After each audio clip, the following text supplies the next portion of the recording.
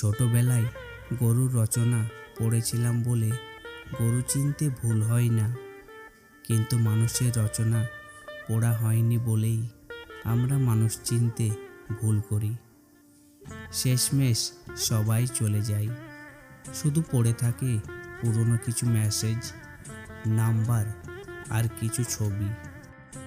যাদের কাছে শুধু অবহেলাটাই পাও, তাদেরকে গুরুত্ব দেওয়া বন্ধ করো, কারণ তোমার নিজেরও একটা আত্মসম্মান আছে।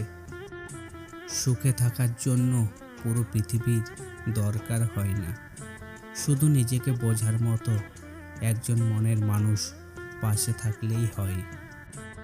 কখনো একা বসে নিজেকে একটা প্রশ্ন করো, তুমি মরে গেলে কার কি এসে যাবে?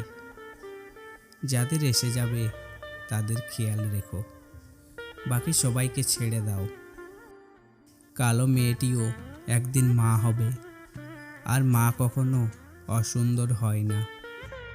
সীমা অতিক্রম করলে একসময় শান্ত প্রাণীটিও ধৈর্য হারিয়ে ফেলে।